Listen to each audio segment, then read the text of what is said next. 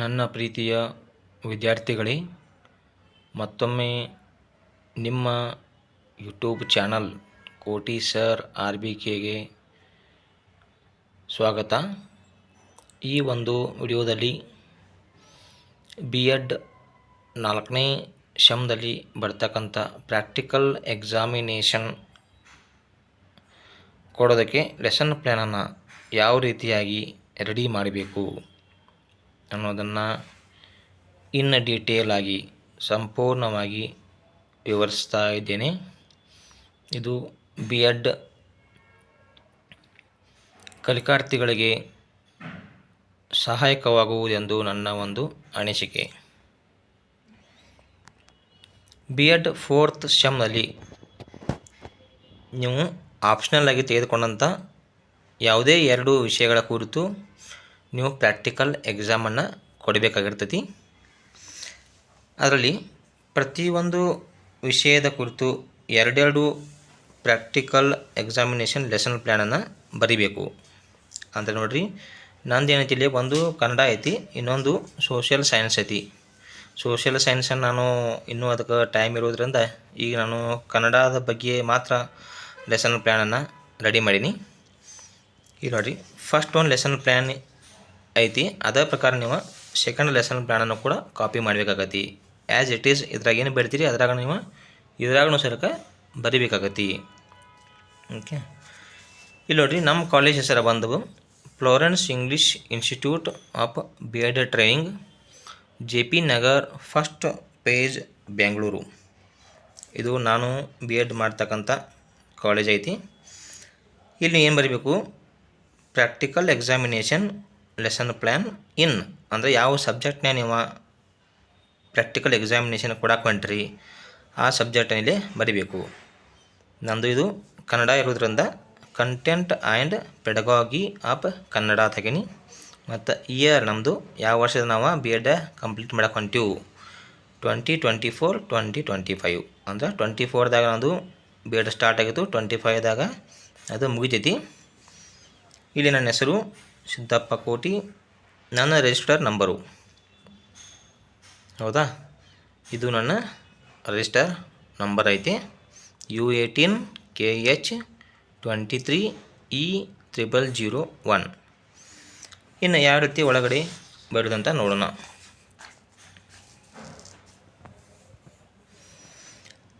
ಇಲ್ಲಿ ನಾನು 8ನೇ ತರಗತಿಯ ಸಿರಿ ಕನ್ನಡ ಪಠ್ಯಪುಸ್ತಕದಿಂದ 1ನೇ ಪಾಠವನ್ನು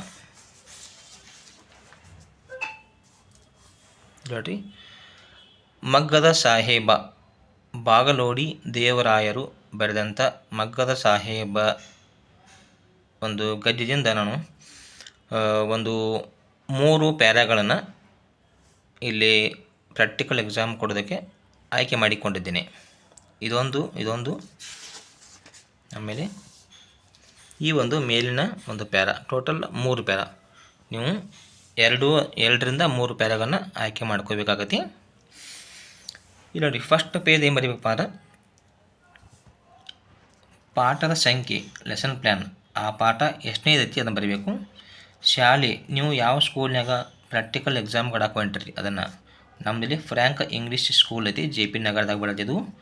ಇಲ್ಲಿ ನಾನು ಪ್ರಾಕ್ಟಿಕಲ್ ಎಕ್ಸಾಮ್ ಕೊಡಕ್ಕೆ ಹೊಂಟಿದ್ರಿಂದ ಇಲ್ಲಿ ನಾನು ಆ ಸ್ಕೂಲ್ ಹೆಸರನ್ನು ಬರ್ದೀನಿ. ಒಂದು ತರಗತಿ, ಎಷ್ಟನೇ ಕ್ಲಾಸಕ್ಕೆ ನೀವು ಹೇಳಕ್ಕೆ ಹೊಂಟಿರಿ, ಎಷ್ಟನೇ ಕ್ಲಾಸದ ಟೆಕ್ಸ್ಟ್ ಬುಕ್ಕಿಂದ ನೀವು ಒಂದು ಪಾಠವನ್ನು ಆಯ್ದುಕೊಂಡಿದ್ದೀರಿಪ್ಪ ಅಂದ್ರೆ 8ನೇ ಕ್ಲಾಸ. ಅವ್ರು ನಿಮ್ಗೆ ಕಾಲೇಜ್ ವತಿಯಿಂದ ಹೇಳ್ತಾರೋ ಎಷ್ಟನೇ ಕ್ಲಾಸ್ ನೀವು ಪ್ರಾಕ್ಟಿಕಲ್ ಎಕ್ಸಾಮ ಕೊಡಬೇಕಂತ. ಅದೇ ಒಂದು ಕ್ಲಾಸಿಂದ ನೀವು ಎನಿ ಒನ್ ಪೊಯಮ್ ಆರ್ ಪ್ರೋಸನ್ನು ನೀವು ಗದ್ಯ ಅಥವಾ ಪದ್ಯವನ್ನು ಆಯ್ಕೆ ಮಾಡ್ಕೋಬೇಕಾಗತಿ. ಇಲ್ಲಿ ವಿಷಯ ಬಂದುಬಿಟ್ಟು ಕನ್ನಡ, ಟಾಪಿಕ್ ಅಂದರೆ ಘಟಕ, ಆ ಒಂದು ಗದ್ಯದ ಹೆಸರು ಮಗ್ಗದ ಸಾಹೇಬ್. ಉಪಘಟಕ ಸಬ್ ಟಾಪಿಕ್ ಅಂದ್ರೆ ನೀವು ಆಯ್ದುಕೊಂಡಂಥ ಪ್ಯಾರಾಗಳಿಗೆ ಒಂದು ಹೆಸರನ್ನು ಕೊಡಬೇಕಾಗತ್ತೆ ನೀವು. ಅದಕ್ಕೆ ಏನಾಗ್ತಾರೋ ಸಬ್ ಟಾಪಿಕ್, ಉಪಘಟಕ ಅಂತ ಕರೀತಾರೆ. ಈಗ ನಾನು 3 ಪ್ಯಾರಾ ಆಯ್ಕೆ ಮಾಡ್ಕೊಂಡೀನಿ, ಅದಕ್ಕೆ ನಾನು ಒಂದು ಹೆಸರು ಕೊಡೀನಿ, ಅಬ್ದುಲ್ ರಹೀಮರ ಕಾಲದ ಧಾರ್ಮಿಕ ಆಚರಣೆಗಳು ಅಂತ. ಈ ರೀತಿಯಾಗಿ ನಾನು ಒಂದು ಸಬ್ ಟಾಪಿಕನ್ನು ಉಪಘಟಕವನ್ನು ಹೆಸರಿಸಿನಿ. ಆಮೇಲೆ ದಿನಾಂಕ ನಾನು ಎಷ್ಟನೇ ತಾರೀಕು ಈ ಒಂದು ಪ್ರಾಕ್ಟಿಕಲ್ ಎಕ್ಸಾಮ್ ಕೊಡಕೊಂಡೇನಪ್ಪ ಅಂದ್ರೆ 28/7 ಅಂದರೆ ಜುಲೈ ಮಂತು 2025ದಾಗ. ಟೈಮಿಂಗ್ ಎಷ್ಟು ಇರತ್ತಪ್ಪ ಅಂದ್ರೆ 45 ಮಿನಿಟ್ಸ್ ಇರತ್ತೆ ಪರ್ B.Ed ಸ್ಟೂಡೆಂಟ್ಗೆ. ಇಲ್ಲಿದ್ರಾಗ ಏನು ಬರೀಬೇಕು, ಫಸ್ಟ್ ಒನ್ ಬೋಧನಾಂಶಗಳು, ಟೀಚಿಂಗ್ ಪಾಯಿಂಟ್ಸ್. ನಾವು ಏನೇನು ಅಲ್ಲಿ ಟೀಚ್ ಮಾಡಕ್ಕೆ ಹೊಂಟೀವಿ ಅವುಗಳನ್ನ ನಾವಿಲ್ಲಿ ಬರ್ಕೋಬೇಕಾಗತಿ. ಒಂದನೇದು ಲೇಖಕರ ಪರಿಚಯ,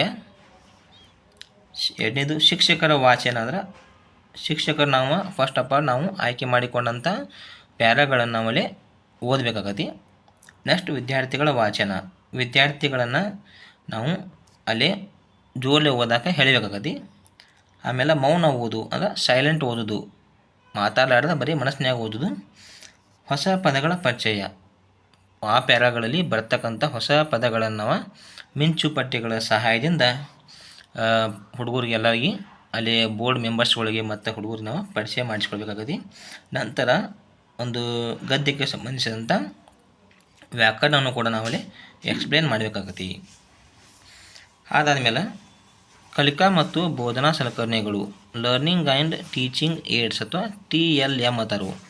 ಇಲ್ಲಿ ನಾವು ಈ ಎಲ್ಲ ಪಾಯಿಂಟ್ಗಳನ್ನು ಎಕ್ಸ್ಪ್ಲೇನ್ ಮಾಡೋ ಮುಂದೆ ಏನೇನು ಮಟೀರಿಯಲ್ಸ್ ನಾವು ಯೂಸ್ ಮಾಡ್ತೀವಿ ಅಂದ್ರೆ ಲೇಖಕರ ಭಾವಚಿತ್ರ. ಯಾವಪ್ಪ ಅಂದ್ರೆ ಲೇಖಕರ ಪರಿಚಯ ಮಾಡೋ ಮುಂದೆ ಅಲ್ಲಿ ಲೇಖಕರ ಭಾವಚಿತ್ರವನ್ನು ಯೂಸ್ ಮಾಡ್ತೀವಿ. ಆಮೇಲೆ ನಿಮಗೆ ಹೇಳ್ತಾನೆ ಯಾವ ರೀತಿ ನಾನು ಕಾರ್ಡ್ ಶೀಟ್ನ್ಯಾಗ ಲೇಖಕರ ಭಾವಚಿತ್ರ ಹಚ್ಚೋದು, ಆಮೇಲೆ ಅವರ ಕುರಿತು ಯಾವ ರೀತಿ ನಾವು ಇನ್ಫಾರ್ಮೇಷನ್ನ ಕೊಡಬೇಕು ಅನ್ನೋದು ನಿಮ್ಗೆ ಕಾರ್ಡ್ ಶೀಟ್ನಾಗೆಲ್ಲ ರೆಡಿ ಐತಿ, ತೋರಿಸ್ತೀನಿ. ಆಮೇಲೆ ಪಠ್ಯ ಪುಸ್ತಕವನ್ನು ಯೂಸ್ ಮಾಡ್ತೀವಿ, ಯಾಕಂದ್ರೆ ಆ 3 ಪ್ಯಾರಾಗಳನ್ನು ಓದಬೇಕಾದ್ರೆ ನಮಗೆ ಪಠ್ಯ ಪುಸ್ತಕ ಅವಶ್ಯಕವಾಗಿ ಬೇಕಾಗ್ತದೆ.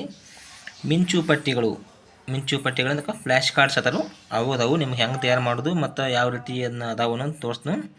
ಚಿತ್ರಪಟಗಳು ಕಾರ್ಡ್ ಶೀಟ. ಈ ಕಾರ್ಡ್ ಶೀಟ್ನಾಗ ನೀವು ಏನು ಮಾಡಬೇಕು, ದಂಡಿಗೆ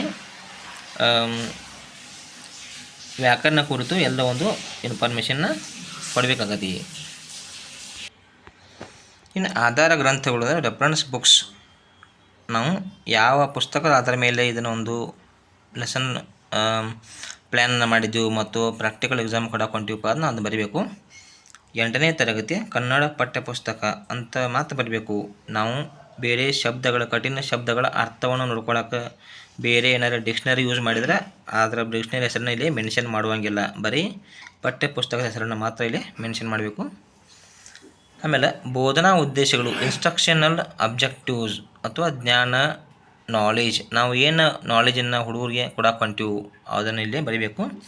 ಒಂದನೇದು ಲೇಖಕರ ಪರಿಚಯ ಮಾಡಿಸ್ತೀವಿ, ಹಿಂದಿನ ಸಂಪ್ರದಾಯಗಳ ಕುರಿತು ಅವರಿಗೆ ಮಕ್ಕಳಿಗೆ ತಿಳುವಳಿಕೆ ಮೂಡಿಸ್ತೀವಿ, ಮತ್ತು ಅಲ್ಲಿ ಪಾಠದಲ್ಲಿ ಬರ್ತಕ್ಕಂಥ ವೃತ್ತಿಯ ಕುರಿತು ಗೌರವ ಬೆಳೆಸ್ತೀವಿ, ಆಮೇಲೆ ವ್ಯಾಕರಣದ ಕುರಿತು ತಿಳಿಸ್ತೀವಿ.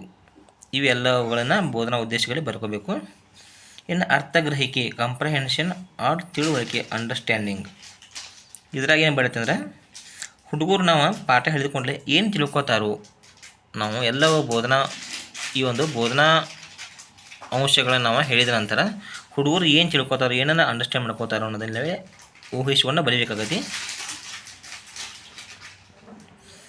ಲೇಖಕರ ಭಾವಚಿತ್ರವನ್ನು ಅವರ ಗ್ರಹಿಸ್ತಾರೋ, ನಾವು ಯಾವಾಗ ಅವ್ರಿಗೆ ಲೇಖಕರ ಆತರದ ಒಂದು ಭಾವಚಿತ್ರವಾದ ಫೋಟೋವನ್ನು ತೋರಿಸ್ತೀವಿ, ಅದನ್ನು ಅವರ ಗ್ರಾಸ್ಪ್ ಮಾಡ್ಕೋತಾರೋ ಅಂದ್ರೆ ಇದು ಲೇಖಕರ ಚಿತ್ರ ಐತಿ. ಆಮೇಲೆ ಅವರ ಕೃತಿಗಳು, ಅವರ ಲೇಖಕರ ಹೆಸರು ಕುರಿತು ಅವರು ತಿಳ್ಕೊತಾರೋ.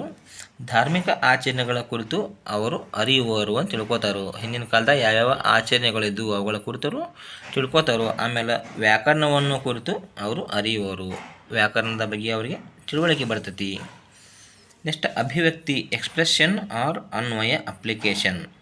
ಅವರು ತಾವು ತಿಳಿದುಕೊಂಡ ಜ್ಞಾನವನ್ನು ಯಾವ ರೀತಿಯಾಗಿ ಎಕ್ಸ್ಪ್ರೆಸ್ ಮಾಡ್ತಾರೋ, ಅದರಿಂದ ಅವರು ಅದನ್ನು ತಮ್ಮ ಜೀವನದಾಗ, ತಮ್ಮ ಅಭ್ಯಾಸ ಒಳಗೆ ಯಾವ ರೀತಿ ಅದನ್ನು ಅನ್ವಯ ಮಾಡ್ಕೋತಾರೋ ಅನ್ನೋದನ್ನು ನಾವಿಲ್ಲಿ ಬರೀಬೇಕಾಗತ್ತೆ. ಲೇಖಕರ ಜನ್ಮ ವರ್ಷ, ಸ್ಥಳ, ಕೃತಿಗಳ ಬಗ್ಗೆ ಉತ್ತರಿಸುವರು. ಹೌದಾ, ಲೇಖಕರ ಕುರಿತು ನಾವು ಹೇಳ್ತೀವಿ, ಅವ್ರು ಯಾವಾಗ ಹುಟ್ಟಿದರು, ಅವರ ಕೃತಿಗಳು ಯಾವ್ಯಾವಿದ್ದು, ಅವರು ಯಾವ ಸ್ಥಳದಿಂದ ಬಂದರು, ಅವನ್ನೆಲ್ಲವನ್ನು ಹೇಳಿಕೊಂಡ್ಲೆ ಅವರು ಅವನ್ನ ರಿಮೆಂಬರ್ ಮಾಡ್ಕೋತಾರೋ. ಅವಾಗ ನಾವು ಕ್ವಶನ್ ಮಾಡಿದರೆ ಮತ್ತು ಅವರು ಆನ್ಸರ್ ಮಾಡ್ತಾರೋ. ಅದೇ ರೀತಿ ವ್ಯಾಕರಣದ ಕುರಿತು ಕೂಡ ಉತ್ತರ ನೀಡ್ತಾರೋ. ಇನ್ನೆಷ್ಟು ಬರೋದು ಪ್ರಶಂಸೆ, ಅಪ್ರಿಸಿಯೇಷನ್ ಆರ್ ಕೌಶಲ್ಯ, ಸ್ಕಿಲ್. ಅಂದರೆ ನಾವು ಪಾಠದಾಗ ಯಾವ ಅಂಶಗಳ ಕುರಿತು ಮಕ್ಕಳು ಮೆಚ್ಚುಗೆಯನ್ನು ವ್ಯಕ್ತಪಡಿಸ್ತಾರೋ, ಪ್ರಶಂಸೆಯನ್ನು ವ್ಯಕ್ತಪಡಿಸ್ತಾರೋ ಅಂದ್ರೆ ಹಿಂದಿನ ಕಾಲದ ಧಾರ್ಮಿಕ ಆಚರಣೆಗಳ ಸಂದರ್ಭದಲ್ಲಿ ಅಬ್ದುಲ್ ರಹೀಮರ ಮನೆತನಕ್ಕಿದ್ದ ಗೌರವದ ಕುರಿತು ಪ್ರಶಂಸೆ ಮಾಡುವರು. ಇದು ನಾವು ಪಾಠವನ್ನು ಹೇಳಿದ ನಂತರ ಅವರಿಗೆ ಆ ಒಂದು ಅಬ್ದುಲ್ ರಹೀಮರ್ ಅಂತಕ್ಕಂಥ ಮನೆತನಕ್ಕಿದ್ದ ಗೌರವದ ಕುರಿತು ಅವರಿಗೆ ಪ್ರಶಂಸೆ ಮಾಡ್ತಾರೆ, ಮೆಚ್ಚುಗೆಯನ್ನು ವ್ಯಕ್ತಪಡ್ತಾರೆ. ಇವೆಲ್ಲವೂ ಫಸ್ಟ್ ಪೇಜ್ನಾಗ ಬರ್ತಕ್ಕಂಥ ಪಾಯಿಂಟ್ಸ್ಗಳು. ಇದನ್ನು ನೀವು ಸರಿಯಾಗಿ ಬರೆದು ನಿಮ್ಮದು ಅರ್ಧ ಲೆಸನ್ ಪ್ಲ್ಯಾನ್ ಕಂಪ್ಲೀಟ್ ಆದಂಗೆ ಆಯ್ತು. ನೆಕ್ಸ್ಟ್ ಇದೇ ಬೋಧನಾಂಶಗಳನ್ನು ನೀವು ನೆಕ್ಸ್ಟ್ ಇದ್ರಾಗ ಎಕ್ಸ್ಪ್ಲೇನ್ ಮಾಡಬೇಕಾಗತ್ತೆ, ಅಲ್ಲೇ ಪಾಠದ ಬೆಳವಣಿಗೆ ಒಳಗೆ ಎಕ್ಸ್ಪ್ಲೇನ್ ಮಾಡಬೇಕಾಗತ್ತೆ. ಇಲ್ಲಿ ಫಸ್ಟ್ ಪೇಜ್ ಆದ ನಂತರ ಏನು ಬರ್ತಪ್ಪ ಅಂದ್ರೆ ಪೀಠಿಕಾ ಹಂತದ ಚಟುವಟಿಕೆಗಳು ಅಂದರೆ ಇಂಟ್ರೊಡಕ್ಟರಿ ಆ್ಯಕ್ಟಿವಿಟೀಸ್. ನಾವು ತರಗತಿ ಓದ್ಕೊಂಡ್ಲಿ ಒಮ್ಮೆಲಿಗೆ ಪಾಠ ಮಾಡೋಕೆ ಬರೋಂಗಿಲ್ಲ. ಫಸ್ಟ್ ನಾವಲ್ಲಿ ಮಕ್ಕಳನ್ನು ಒಂದು ನಮ್ಮ ಟೀಚಿಂಗ್ ಒಳಗೆ ಇನ್ವಾಲ್ವ್ ಮಾಡ್ಕೋಬೇಕಾಗತ್ತೆ. ಇನ್ವಾಲ್ವ್ ಮಾಡ್ಕೋಬೇಕಾದ್ರೆ ನಾವು ಏನು ಮಾಡಬೇಕು, ಫಸ್ಟ್ ಪಾಠದ ಕುರಿತು ಇಂಟ್ರೊಡಕ್ಷನ್ ಕೊಡಬೇಕಾಗತ್ತೆ. ಮತ್ತು ಅದರಲ್ಲಿ ಏನು ಬರ್ತಪ್ಪ ಅಂದ್ರೆ ವಿದ್ಯಾರ್ಥಿಗಳ ಪೂರ್ವ ಜ್ಞಾನ ಅಂದರೆ ಪ್ರೀವಿಯಸ್ ನಾಲೆಜನ್ನು ನಾವು ಪರೀಕ್ಷೆ ಮಾಡಬೇಕಾಗತ್ತೆ, ಟೆಸ್ಟ್ ಮಾಡಬೇಕಾಗತ್ತೆ. ಈಗ ನಾವು ಹೇಳಕ್ಕೆ ಹೊಂಟಿರ್ತಕ್ಕಂಥ ಪಾಠದ ಕುರಿತು, ಆ ವಿಷಯದ ಕುರಿತು ಮಕ್ಕಳಿಗೆ ಏನಾದರೂ ಒಂದು ಪೂರ್ವ ಜ್ಞಾನ ಐತಿಲ್ಲೋ, ಅದರ ಬಗ್ಗೆ ಏನಾದರೂ ಅವ್ರು ಸ್ವಲ್ಪ ಐಡಿಯಾ ಐತಿಲ್ಲೋ ಅನ್ನೋದ್ರ ಬಗ್ಗೆ ನಾವು ಇಲ್ಲಿ ತಿಳ್ಕೊಬೇಕಾಗತ್ತೆ. ಇಲ್ಲಿ ತರಗತಿಯನ್ನು ಇಲ್ಲಿ ಟೀಚರ್ಸ್ ಆ್ಯಕ್ಟಿವಿಟಿ ಒಳಗೆ ಟೀಚರ್ ಏನು ಮಾಡಬೇಕು, ಫಸ್ಟ್ ಆಫ್ ಆಲ್ ಕ್ಲಾಸ್ ರೂಮನ್ನು ತರಗತಿಯನ್ನು ಪ್ರವೇಶಿಸಿದ ನಂತರ ಏನು ಮಾಡಬೇಕು ಅಂದರೆ ತರಗತಿಯನ್ನು ಪ್ರವೇಶಿಸಿದ ನಂತರ ಶಿಕ್ಷಕರು ಎಲ್ಲರಿಗೂ ಶುಭ ಮುಂಜಾನೆ ಹೇಳುವರು. ನಾವು ಒಳಗೆ ಹೋದ್ಕೊಂಡ್ಲೆ ಎಲ್ಲರಿಗೂ ಏನು ಹೇಳಬೇಕು, ಅಲ್ಲಿ ಹುಡುಗರಿಗಿರಲಿ ಮತ್ತು ಬೋರ್ಡ್ ಮೆಂಬರ್ಸ್ ಇರ್ತಾರೋ, ನಮ್ಮ ಪ್ರಾಕ್ಟಿಕಲ್ ಎಕ್ಸಾಮನ್ನು ಅಬ್ಸರ್ವ್ ಮಾಡೋಕೆ ಇರ್ತಾರೋ, ಅಸೆಸ್ ಮಾಡೋಕೆ ಇರ್ತಾರೋ, ಅವ್ರಿಗೆ ಏನು ಮಾಡಬೇಕು, ನಾವು ಎಲ್ಲರಿಗೂ ಶುಭ ಮುಂಜಾನೆ ಹೇಳಬಹುದು. ಅದಕ್ಕೆ ಹುಡುಗರು ಏನು ಹೇಳ್ತಾರಪ್ಪ ಅಂದ್ರೆ ಹೊಳ್ಳಿ ನಮಗೆ ರಿಟರ್ನ್ ಆಗಿ ಶುಭ ಮುಂಜಾನೆ ಎಂದು ಹೇಳುವರು. ಮತ್ತು ನಾವು ಎಲ್ಲರೂ ಹೇಗಿದ್ದೀರಿ ಅಂತ ಕೇಳಬೇಕಾಗತ್ತೆ. ಇಲ್ಲಿ ಅವರೆಲ್ಲರೂ ಮಕ್ಕಳು ಮತ್ತು ಇತರರು ಚೆನ್ನಾಗಿದ್ದೇವೆ ಅಂತ ಹೇಳ್ತಾರೆ. ಇಲ್ಲಿ ನಾವು ಮಕ್ಕಳ ಪೂರ್ವಜ್ಞಾನವನ್ನು ಪರೀಕ್ಷೆ ಮಾಡಲು ಅವರಿಗೆ ಸ್ವಲ್ಪ ಒಂದು 2-3 ಕ್ವಶನ್ಗಳನ್ನು ಕೇಳಬೇಕಾಗತ್ತೆ. ಅದು ನಾವು ಆಯ್ಕೆ ಮಾಡಿಕೊಂಡ ಪ್ಯಾರಾಗಳಿಗೆ ಸಂಬಂಧಪಟ್ಟಿರಬೇಕು. ಅದನ್ನು ಬಿಟ್ಟು ಬೇರೆ ಬೇರೆ ಕ್ವಶನ್ಗಳನ್ನು ಕೇಳಬಾರ್ದು. ನಿಮಗೆ ಯಾವ ಯಾವ ಹಬ್ಬಗಳು ಧಾರ್ಮಿಕ ಆಚರಣೆಗಳು ಗೊತ್ತು ಅಂದರೆ ಮಕ್ಕಳಿಗೆ ನಾವು ಕೇಳಬೇಕಾಗತ್ತೆ. ಇಲ್ಲಿ ನಿಮ್ಗೆ ಯಾವ್ಯಾವ ಧರ್ಮಗಳು ಹಬ್ಬಗಳು ಗೊತ್ತು, ನಿಮ್ಮಲ್ಲಿ ಯಾವ್ಯಾವ ಹಬ್ಬಗಳನ್ನು ಆಚರಣೆ ಮಾಡ್ತಾರೋ ಕೇಳಿದ ಮೇಲೆ ಮಕ್ಕಳು ಬೇರೆ ಬೇರೆ ಧರ್ಮಗಳ ಕುರಿತು ಆಚರಣೆಗಳ ಕುರಿತು ಅವರು ಉತ್ತರವನ್ನು ಕೊಡ್ತಾರೆ. ನೆಕ್ಸ್ಟ್ ಕನ್ನಡ ವರ್ಣಮಾಲೆಯಲ್ಲಿ ಎಷ್ಟು ಅಕ್ಷರಗಳಿವೆ ಅಂತ ನಾವು ಇಲ್ಲಿ ಕೇಳಬೇಕಾಗತ್ತೆ. ಯಾಕಂದ್ರೆ ನಾವಿಲ್ಲಿ ವ್ಯಾಕರಣವನ್ನು ಹೇಳ್ಕೊಂಡಿರ್ತೀವಿ, ಅದಕ್ಕೆ ವ್ಯಾಕರಣ ಕುರಿತು ಏನಾದರೂ ಅವರಿಗೆ ಮಕ್ಕಳಿಗೆ ತಿಳುವಳಿಕೆ ಐತಿಯೋ ಇಲ್ಲೋ ಅನ್ನೋದನ್ನು ಟೆಸ್ಟ್ ಮಾಡೋ ಸಂಬಂಧ ಕನ್ನಡ ವರ್ಣಮಾಲೆಯಲ್ಲಿ ಎಷ್ಟು ಅಕ್ಷರಗಳಿವೆ ಅಂತ ನಾವು ಕೇಳಬೇಕಾಗತ್ತೆ. ಮಕ್ಕಳಿಗೆ ಅದು ಗೊತ್ತಿದ್ದಪ್ಪ ಅಂದ್ರೆ ಎಷ್ಟು ಅದಾವ ಅಂತ ಉತ್ತರ ಕೊಡ್ತಾರೋ, ಇಲ್ಲಾಂದ್ರೆ ಇಲ್ಲ ಅಂತ ಹೇಳ್ತಾರೋ. ಓಕೆ, ಇನ್ನು ನೆಕ್ಸ್ಟ್ ಬರೋದು ಗುರಿ ನಿರೂಪಣೆ ಅಥವಾ ಸ್ಟೇಟ್ಮೆಂಟ್ ಆಫ್ ಏಮ್. ನಾವು ಈ ಒಂದು ಪ್ರಾಕ್ಟಿಕಲ್ ಎಕ್ಸಾಮ್ನಾಗ ನಾವು ಮಕ್ಕಳಿಗೆ ಏನನ್ನು ಟೀಚ್ ಮಾಡಕ್ಕೆ ಹೊಂಟೀವಿ, ನಮ್ಮ ಗುರಿ ಏನೈತಿ, ನಾವು ಆ ಒಂದು ಪೀರಿಯಡ್ನಾಗ 45 ಮಿನಿಟ್ಸ್ನಾಗ ನಾವು ಏನನ್ನು ಟೀಚ್ ಮಾಡಕ್ಕೆ ಹೊಂಟೀವಿ ಅನ್ನೋದನ್ನ ಇಲ್ಲಿ ನಾವು ಬರೀಬೇಕಾಗತ್ತೆ.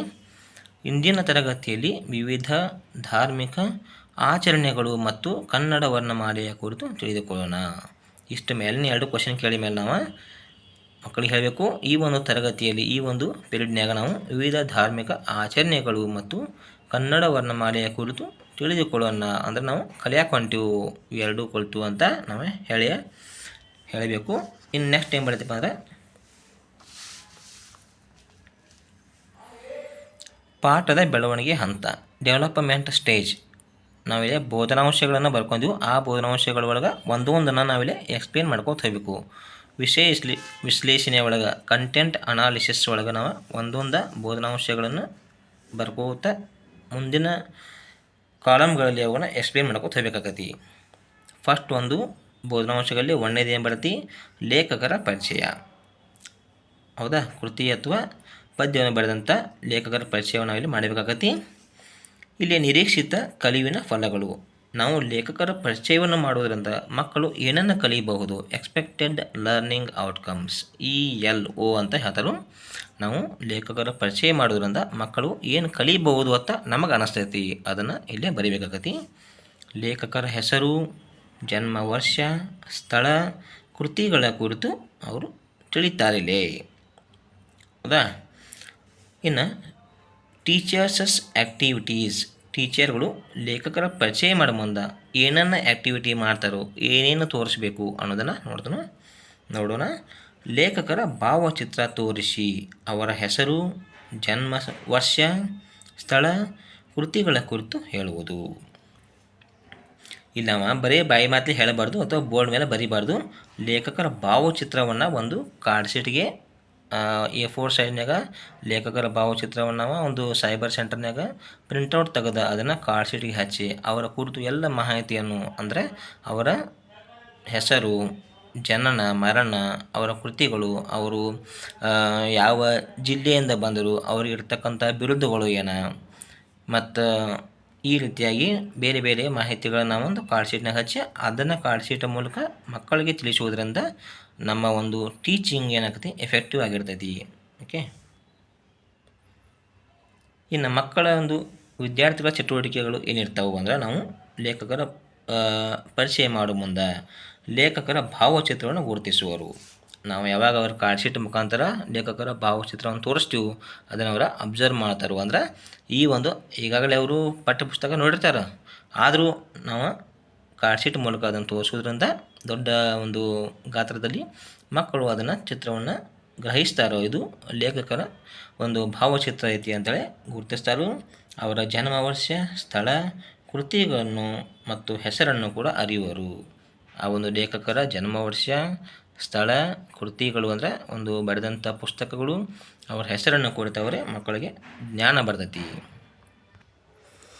ಇಲ್ಲಿ ನೋಡಿರಿ, ಲೇಖಕರ ಪರಿಚಯ ಮಾಡೋ ಮುಂದೆ ನಾವು ಈ ರೀತಿಯಾಗಿ ಕಾರ್ಡ್ ಶೀಟ್ನ್ಯಾಗ ಅವರ ಒಂದು A4 ಸೈಜ್ ಫೋಟೋವನ್ನು ಪೇಸ್ಟ್ ಮಾಡಿ ಅವರಿಗೆ ಸಂಬಂಧಿಸಿದ ಎಲ್ಲ ಹೆಸರನ್ನು, ಒಂದು ಎಲ್ಲ ಮಾಹಿತಿಯನ್ನು ನಾವು ಇಲ್ಲಿ ಬರ್ಕೋಬೇಕಾಗತಿ. ಬೇರೆ ಬೇರೆ ಕಲರ್ ಪೆನ್ಗಳನ್ನು ಅಥವಾ ಸ್ಕೆಚ್ ಪೆನ್ಗಳನ್ನು, ಮಾರ್ಕರ್ಗಳನ್ನು ಯೂಸ್ ಮಾಡಿ.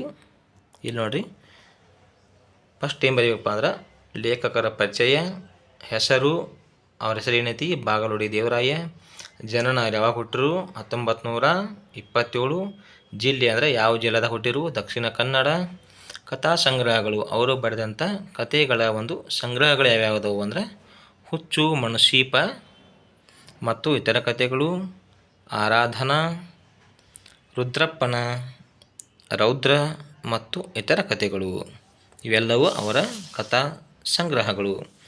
ಆಮೇಲೆ ನಿಧನ, ಯಾವ ವರ್ಷದಾಗ ಅವರು ನಿಧನ ಹೊಂದಿದರು 1985ರಲ್ಲಿ ಅವರು ಮರಣ ಹೊಂದರು.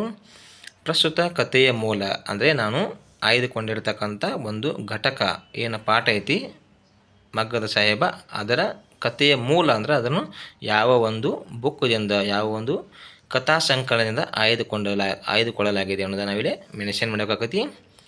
ಇದು ಸಮಗ್ರ ಕಥೆಗಳು ಅನ್ನತಕ್ಕಂಥ ಕಥಾ ಸಂಕಲನದಿಂದ ಈ ಒಂದು ಮಗ್ಗದ ಸಾಹೇಬ್ ಅನ್ನತಕ್ಕಂಥ ಗದ್ಯವನ್ನು ಅಥವಾ ಸಣ್ಣ ಕಥೆಯನ್ನು ನಾವು ಆಯ್ದುಕೊಳ್ಳಲಾಗಿದೆ ಅನ್ನೋದನ್ನು ನಾವು ಮಾಹಿತಿಯನ್ನು ಈ ರೀತಿಯಾಗಿ ನಾವು ಒಂದು ಕಾರ್ಡ್ ಶೀಟ್ ಮುಖಾಂತರ ತೋರಿಸಬೇಕು. ಅದರಿಂದ ಮಕ್ಕಳಿಗೆ ಒಂದು ನಮ್ಮ ಟೀಚಿಂಗ ಮಕ್ಕಳ ಮೇಲೆ ಪ್ರಭಾವ ಬೀರ್ತೈತಿ.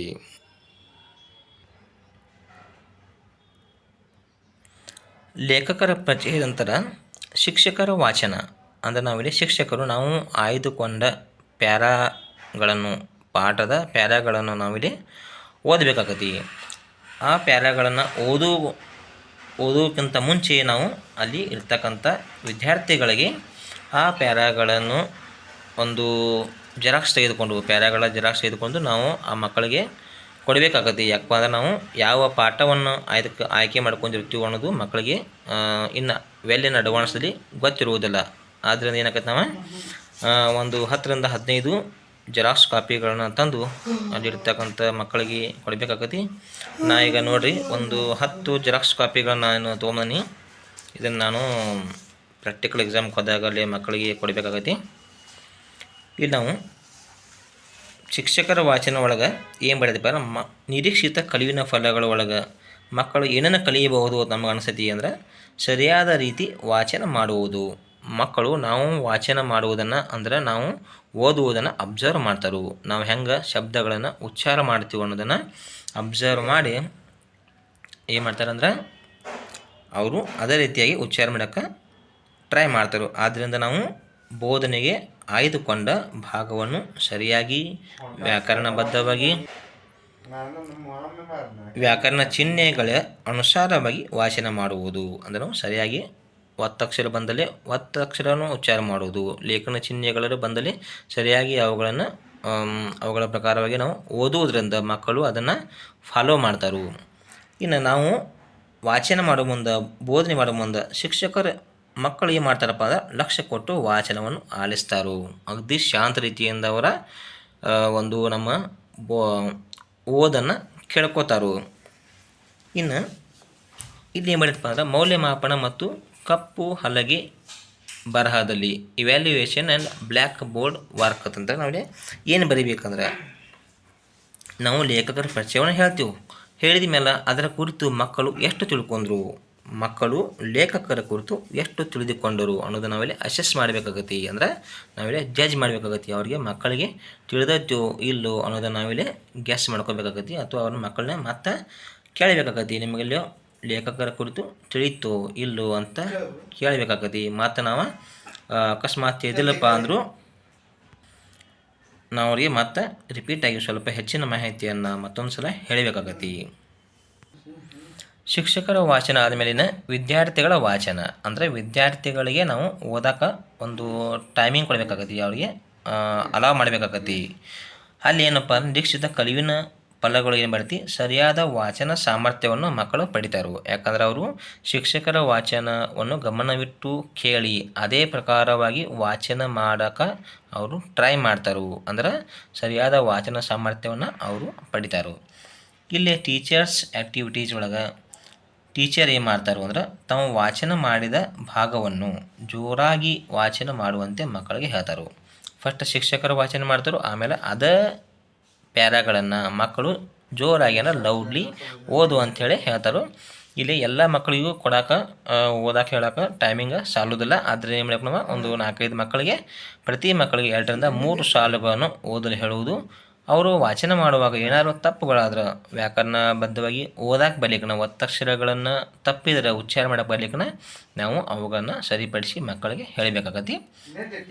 ಇಲ್ಲಿ ಏನು ಮಾಡ್ತಾರಪ್ಪ ಅಂದರೆ ವಿದ್ಯಾರ್ಥಿಗಳ ಚಟುವಟಿಕೆಗಳು ಮಕ್ಕಳು ಜೋರಾಗಿ ವಾಚನ ಮಾಡೋಕ್ಕೆ ಟ್ರೈ ಮಾಡ್ತಾರೆ. ಹೌದಾ, ಟ್ರೈ ಮಾಡ್ತಾರೆ. ನಾವು ಅಲ್ಲಿ ಏನಾರೇ ತಪ್ಪಿರೋ ನಾವು ಹೇಳಬೇಕಾಗತ್ತೆ. ಈ ಒಂದು ಜೆರಾಕ್ಸ್ ಕಾಪಿಗಳನ್ನು ಮಕ್ಕಳಿಗೆ ಕೊಡುವುದರಿಂದ ಅವರು ಶಿಕ್ಷಕರ ವಾಚನವನ್ನು ಸರಿಯಾಗಿ ಕೇಳಕ್ಕೆ ಬರುತ್ತೆ. ಮತ್ತು ಮಕ್ಕಳ ವಾಚನ ಅವರು ವಿದ್ಯಾರ್ಥಿಗಳು ವಾಚನ ಮಾಡೋ ಮುಂದೆ ಇವುಗಳನ್ನ ಯೂಸ್ ಮಾಡೋಕ್ಕೆ ವಿದ್ಯಾರ್ಥಿಗಳಿಗೆ ಭಾಳ ಅನುಕೂಲ ಆಕತಿ. ಆದ್ದರಿಂದ ಒಂದು 10ರಿಂದ 15 ಜೆರಾಕ್ಸ್ ಕಾಪಿಗಳನ್ನು ಒಯ್ಯೋದು ಅವಶ್ಯಕ ಆಕತಿ. ಇನ್ನು ನೆಕ್ಸ್ಟ್ ಬರೋದು ವಿದ್ಯಾರ್ಥಿಗಳ ಮೌನ ಓದು. ವಿದ್ಯಾರ್ಥಿಗಳು ವಾಚನ ಆದಮೇಲೆ ಅವರು ಜೋರಾಗಿ ಓದಿ ಮೇಲೆ ಅವ್ರಿಗೆ ಮೌನವಾಗಿ ಓದೋಕೆ ನಾವು ಮತ್ತೆ ಟೈಮಿಂಗ್ ಕೊಡಬೇಕಾಗತ್ತೆ. ಮೌನವಾಗಿ ಅಂದ್ರೆ ಬಾಯಿಲೇ ಓದಂಗಿಲ್ಲ, ಮನಸ್ಸಿನಾಗ ಓದಬೇಕು. ಬರೀ ಕಣ್ಣುಗಳು ಅಕ್ಷರ ಮೇಲೆ ಮೂವ್ ಆಗಬೇಕು, ಆದರೆ ಬಾಯಿ ಬಿಡೋಂಗಿಲ್ಲ. ಇಲ್ಲಿ ಏನು ಕಲಿತಾರಪ್ಪ ಅಂದ್ರೆ ಮಕ್ಕಳು ಮೌನದಿಂದ ಓದುವುದರಿಂದಾಗುವ ಉಪಯೋಗಗಳು. ಮೌನದಿಂದ ಓದುವುದರಿಂದ ಅನೇಕ ಉಪಯೋಗಗಳದಾವು.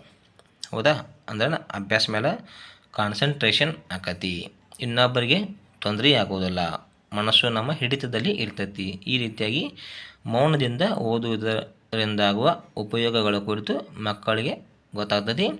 ಇಲ್ಲಿ ಟೀಚರ್ ಮಾಡ್ತಕ್ಕಂಥ ಕೆಲಸ ಏನಪ್ಪ ಅಂದ್ರೆ ಜೋರಾದ ವಾಚನದ ನಂತರ ಅಂದ್ರೆ ಲೌಡ್ ರೀಡಿಂಗ್ ನಂತರ 3ರಿಂದ 4 ನಿಮಿಷಗಳವರೆಗೆ ಮೌನವಾಗಿ ಓದುವಂತೆ ವಿದ್ಯಾರ್ಥಿಗಳಿಗೆ ಹೇಳಬೇಕು. It should not go beyond 5 minutes. 5 ಮಿನಿಟ್ಗಿಂತ ಹೆಚ್ಚು ಆಗಬಾರ್ದು. 5 ನಿಮಿಷ ಒಳಗೆ ನಾವಿಲ್ಲಿ ಮಕ್ಕಳಿಗೆ ಮೌನವಾಗಿ ಓದೋಕ್ಕೆ ಟೈಮಿಂಗ್ ಕೊಡಬೇಕು. ಇಲ್ಲಿ ಮಕ್ಕಳು ಏನು ಮಾಡ್ತಾರಪ್ಪ ಮೌನವಾಗಿ ಓದ್ತಾರೋ.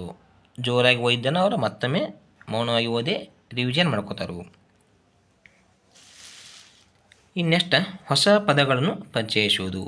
ನಾವು ವಾಚನ ಮಾಡಿದಂಥ ಪ್ಯಾರಾಗಳಲ್ಲಿ ಬರುವ ಕಠಿಣ ಪದಗಳನ್ನು, ಹೊಸ ಪದಗಳನ್ನು ಫ್ಲ್ಯಾಶ್ ಕಾರ್ಡ್ ಮೂಲಕ ಇಲ್ಲ ಮಕ್ಕಳಿಗೆ ಪರಿಚಯ ಮಾಡಬೇಕಾಗತ್ತೆ. ಈ ಫ್ಲ್ಯಾಶ್ ಕಾರ್ಡ್ಗಳಿಗೆ ಮಿಂಚು ಪಟ್ಟಿಗಳು ಅಂತ ಕರೀತಾರೆ. ಈಗ ನಾವು ಕೆಚ್ ಪೆನ್, ಮಾರ್ಕರ ಮತ್ತು ಇಲ್ಲಿ ನೋಡಿರಿ ಗ್ಲಿಟರ್ ಪೆನ್ನ ಸಿಗ್ತಾವೆ. ಆ ಗ್ಲಿಟರ್ ಪೆನ್ಗಳ ಮೂಲಕ ನಾವು ಸ್ವಲ್ಪ ಡಿಸೈನ್ ಮಾಡ್ಕೊಂಡು ಅವುಗಳನ್ನ ನಾವು ರೆಡಿ ಮಾಡ್ಕೋಬೇಕಾಗತ್ತೆ. ಇವುಗಳಿಗೆ ನಾವು ಫ್ಲ್ಯಾಶ್ ಕಾರ್ಡ್ಸ್ ಅಥವಾ ಮಿಂಚು ಪಟ್ಟಿಗಳು ಅಂತ ಕರೀತಾರೆ. ಇಲ್ಲಿ ಮೇಲಿರೋದು ಹೊಸ ಶಬ್ದ, ಅದರ ಅರ್ಥ. ಪ್ರತಿಷ್ಠಿತ ಅಂದರೆ ಹೆಸರುವಾಸಿಯಾದ, ಅಂದರೆ ಎಲ್ಲರಿಗೂ ಚಿರಪರಿಚಿತವಾದ. ಭಕ್ಷ್ಯ ಭೋಜ್ಯ ಅಂದರೆ ತಿಂಡಿ ತಿನಿಸುಗಳು. ಕುಶಲೋಪಚಾರ, ಯೋಗಕ್ಷೇಮ. ನೀವು ಯಾರನ್ನಾರೇ ಭೇಟಿಯಾದಾಗ ಹೆಂಗೆ ದೀಪ, ಆರಾಮದಿರೋ ಇಲ್ಲೋ ಕೇಳ್ತಿಲ್ಲ, ಅದು ಕುಶಲೋಪಚಾರ ಅಂತ ಕರೀತಾರೆ. ಇನ್ನು ಸದ್ಭಾವನೆ. ಸದ್ಭಾವನೆ ಅಂದರೆ ಒಳ್ಳೆಯ ಭಾವನೆ. ಪೂರ್ವಜರು ಅಂದ್ರೆ ಹಿಂದಿನ ಕಾಲದ ಜನರು, ಎನ್ಸೆಸ್ಟರ್ಸ್ ಅಂದಂಗೆ. ಸಾಹೇಬ್ ಬಹದ್ದೂರ್ ಅನ್ನೋದು ಇದೊಂದು ಗೌರವದ ಬಿರುದು. ಗೌರವ ಸೂಚಕವಾಗಿ ನಾವು ಇನ್ನೊಬ್ಬರನ್ನ ಕರೆಯತಕ್ಕಂಥ ಒಂದು ಶಬ್ದಕ್ಕೇನಾದರೂ ಸಾಹೇಬ್ ಬಹದ್ದೂರ್. ಈ ರೀತಿಯಾಗಿ ನಾವು ಹೊಸ ಪದಗಳನ್ನು ಪರಿಚಯ ಮಾಡುವ ಮುಂದೆ ಫ್ಲ್ಯಾಶ್ ಕಾರ್ಡ್ಸ್ಗಳನ್ನು ಉಪಯೋಗಿಸಬೇಕು. ಇದರಿಂದ ಕೂಡ ನಮ್ಮ ಒಂದು ಟೀಚಿಂಗ್ ಎಫೆಕ್ಟಿವ್ ಆಗತಿ. ಇಲ್ಲಿ ಹೊಸ ಪದಗಳಿಂದ ಮಕ್ಕಳು ಏನು ಕಲಿತಾರಪ್ಪ ಅಂದ್ರೆ ಹೊಸ ಪದಗಳ ಅರ್ಥವ ಗೊತ್ತಾಗತಿ ಮತ್ತು ಅವುಗಳನ್ನು ಯಾವ ರೀತಿ ಬಳಸೋದು ಅಂತ ಕೂಡ ಮಕ್ಕಳಿಗೆ ಗೊತ್ತಾಗತಿ. ಇಲ್ಲಿ ಟೀಚರ್ ಮಾಡಬೇಕಾದ ಏನಪ್ಪ ಅಂದ್ರೆ ಮಿಂಚು ಪಟ್ಟಿಗಳ ಮೂಲಕ ಹೊಸ ಪದಗಳ ಅರ್ಥ ತಿಳಿಸಿಕೊಡುವುದು. ನಾನು ಈಗಾಗಲೇ ತೋರಿಸಿದಂಥ ಮಿಂಚು ಪಟ್ಟಿಗಳ ಮೂಲಕ ಹೊಸ ಪದಗಳ ಅರ್ಥವನ್ನು ತಿಳಿಸಿಕೊಡುವುದು ಮತ್ತು ಹೊಸ ಪದಗಳನ್ನು ಸ್ವಂತ ವಾಕ್ಯಗಳಲ್ಲಿ ಬಳಸುವಂತೆ ಹೇಳುವುದು. ಅವು ಮಕ್ಕಳಿಗೆ ಏನು ಹೇಳಬೇಕು, ಹೊಸ ಪದಗಳನ್ನು ನಾವು ನಿಮ್ಮ ಸ್ವಂತ ವಾಕ್ಯಗಳಲ್ಲಿ ಬಳಸಿ ಒಂದು ಬೇರೆ ಬೇರೆ ಸೆಂಟೆನ್ಸ್ಗಳನ್ನು, ವಾಕ್ಯಗಳನ್ನು ಮಾಡಿರಿ ಅಂತ ಅವ್ರಿಗೆ ನಾವು ಹೇಳಬೇಕಾಗತಿ. ಅಂದ್ರೆ we have to make children do their own sentences using these new words. ಹೌದಾ? ಆಮೇಲೆ ಇಲ್ಲಿ ಮಕ್ಕಳು ಏನು ಮಾಡ್ತಾರಪ್ಪ ಅಂದ್ರೆ ಹೊಸ ಪದಗಳ ಅರ್ಥಗಳನ್ನು ತಿಳಿಯುವರು. ನಾವು ಮಿಂಚು ಪಟ್ಟಿಗಳ ಮೂಲಕ ತೋರಿಸಿದಾಗ ಮಕ್ಕಳು ಅವುಗಳ ಅರ್ಥವನ್ನು ತಿಳ್ಕೊತಾರೆ ಮತ್ತು ಹೊಸ ಪದಗಳನ್ನು ಸ್ವಂತ ವಾಕ್ಯಗಳಲ್ಲಿ ಬಳಸೋಕೆ ಅವರ ಟ್ರೈ ಮಾಡ್ತಾರೆ. ತಪ್ಪಲಿ ಆದರೂ ಅವರು ಟ್ರೈ ಮಾಡ್ತಾರೆ. ಇಲ್ಲಿ ನಾವೇನು ಮಾಡಬೇಕು, ಮೌಲ್ಯಮಾಪನ ಏನಿರ್ತಪ್ಪ ಅಂದ್ರೆ ಹೊಸ ಪದಗಳ ಅರ್ಥಗಳನ್ನು ಮಕ್ಕಳು ತಿಳ್ಕೊಂಡಾರೋ ಎಲ್ಲೋ ಮತ್ತೊಮ್ಮೆ ನಾವು ಕೇಳಬೇಕಾಗತ್ತಿ. ತಿಳ್ಕೊಂಡಿಲ್ಲಕನ ಇನ್ನೊಮ್ಮೆ ನಾವು ಫ್ಲ್ಯಾಶ್ ಕಾರ್ಡ್ಸ್ಗಳನ್ನು ತೋರಿಸಿ ಅವುಗಳನ್ನು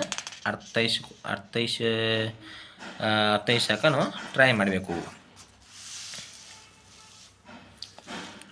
ಇನ್ನು ನೆಕ್ಸ್ಟ್ ಬರುತ್ತೆ ಪಾಠದ ವಿವರಣೆ. ನೆಕ್ಸ್ಟ್ ಬರೋದು ಪಾಠದ ವಿವರಣೆ. ಇಲ್ಲಿ ನಿರೀಕ್ಷಿತ ಕಲಿಯುವ ಫಲಗಳು. ಪಾಠವನ್ನು ವಿವರಿಸುವ ಕಲೆಯನ್ನು ತಿಳಿದುಕೊಳ್ಳುವರು. ಮಕ್ಕಳು ನಾವು ಪಾಠ ವಿವರಿಸುವುದನ್ನು ಗಮನವಿಟ್ಟು ಕೇಳಿ ಯಾವ ರೀತಿ ಪಾಠವನ್ನು ವಿವರಿಸುವುದು ಅಂತ ಮಕ್ಕಳು ತಿಳ್ಕೊತಾರೆ. ಇಲ್ಲಿ ಶಿಕ್ಷಕರ ಚಟುವಟಿಕೆಗಳು. ಪಠ್ಯಪುಸ್ತಕದ ನೆರವಿನಿಂದ ಅಂದರೆ ಪಠ್ಯಪುಸ್ತಕವನ್ನು ನಾವು ಕೈ ಹಿಡ್ಕೊಂಡ ಆಯ್ದ ಪಾಠದ ಭಾಗವನ್ನು ಅಂದರೆ ಪ್ಯಾರಾಗಳನ್ನು ನಿಧಾನವಾಗಿ ಸ್ಲೋಲಿ ಮಕ್ಕಳಿಗೆ ಅರ್ಥವಾಗುವ ರೀತಿ ವಿವರಿಸಬೇಕು. ಇಲ್ಲಿ ನಾವು ರೀಡಿಂಗ್ ನಮ್ಮದು ಭಾಳ ಸ್ಲೋ ಇರಬೇಕು, ಅಂದ್ರೆ ಮಕ್ಕಳಿಗೆ ಅರ್ಥ ಆಗಬೇಕು. ನಾವು ಬಡ ಓದಿಬಿಟ್ರೆ ಮಕ್ಕಳಿಗೇನು ತಿಳಿಯುವುದಿಲ್ಲ. ಸ್ಲೋಲಿ ಮಕ್ಕಳಿಗೆ ಅರ್ಥವಾಗುವ ರೀತಿಯಲ್ಲಿ ಓದಬೇಕು ಮತ್ತು ಅದನ್ನು ವಿವರಿಸಬೇಕು. ರಹೀಂ ಸಾಹೇಬರ ಮನೆತನದವರಿಗೆ ಇದ್ದ ಗೌರವ. ರಹೀಂ ಸಾಹೇಬರ ಮನೆತನದವರಿಗೆ ಹಿಂದಿನ ಕಾಲದ ಧಾರ್ಮಿಕ ಆಚರಣೆಗಳ ಸಂದರ್ಭದಲ್ಲಿ ಇದ್ದಂಥ ಗೌರವ ಯಾವ ರೀತಿ ಇತ್ತು ಅದನ್ನು ಉರ್ಸ್ ಎಂಬ ಮುಸಲ್ಮಾನರ ಧಾರ್ಮಿಕ ಉತ್ಸವ, ಗಣೇಶ ಚತುರ್ಥಿ, ಕೃಷ್ಣಾಷ್ಟಮಿಗಳ ಕುರಿತು ವಿವರಿಸುವುದು. ಇವೆಲ್ಲವುಗಳ ಹಬ್ಬಗಳ ಕುರಿತು, ಧಾರ್ಮಿಕ ಆಚರಣೆಗಳ ಕುರಿತು ಮಕ್ಕಳಿಗೆ ನಾವು ವಿವರಣೆ ಕೊಡಬೇಕಾಗತ್ತೆ. ಇಲ್ಲಿ ಮಕ್ಕಳು ಏನು ಮಾಡ್ತಾರಪ್ಪ ಅಂದ್ರೆ ಗಮನವಿಟ್ಟು ಪಾಠದ ವಿವರಣೆಯನ್ನು ಕೇಳುವರು. ಟೀಚರ್ಗಳು ಪಾಠವನ್ನು ಎಕ್ಸ್ಪ್ಲೇನ್ ಮಾಡೋ ಮುಂದೆ ಅವ್ರ ಮಕ್ಕಳು ಸರಿಯಾಗಿ ಗಮನವಿಟ್ಟು ಕೇಳ್ತಾರೆ.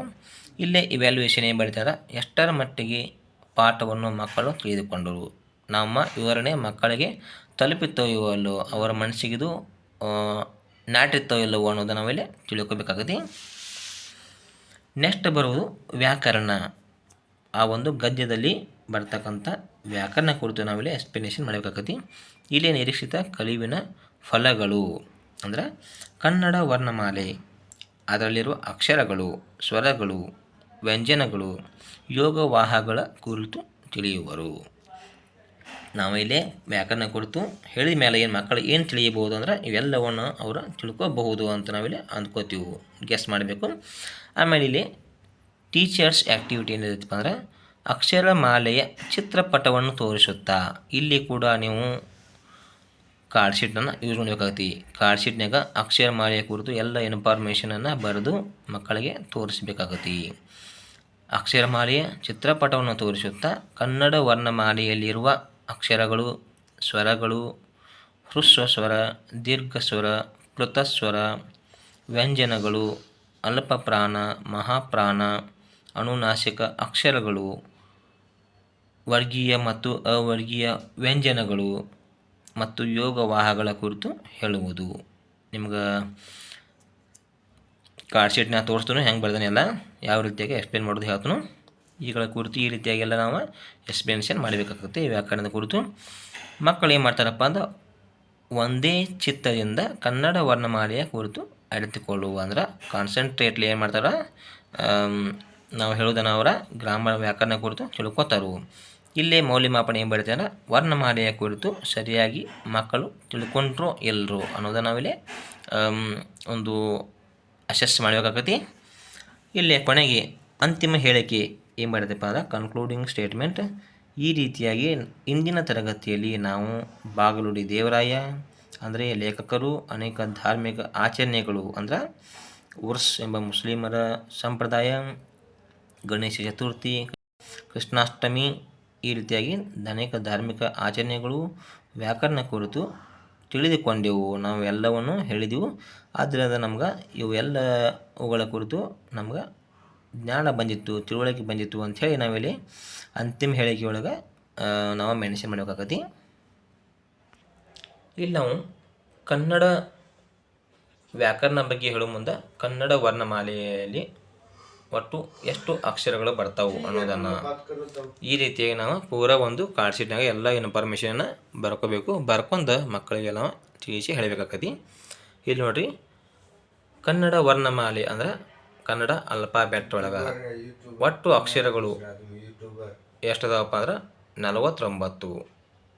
ಇವು ಕೆ.ಸಿ. ರಾಜ ಅನ್ನತಕ್ಕಂಥ ಕನ್ನಡ ವ್ಯಾಕರಣಕಾರ ಇದ್ದ. ಅವನು ತನ್ನ ಶಬ್ದಮಣಿ ದರ್ಪಣ ಎಂಬ ಒಂದು ವ್ಯಾಕರಣ ಗ್ರಂಥದೊಳಗೆ ಕನ್ನಡದಲ್ಲಿ ಒಟ್ಟು 49 ಅಕ್ಷರಗಳು ಅದಾವು ಅಂಥೇಳಿ ಅವ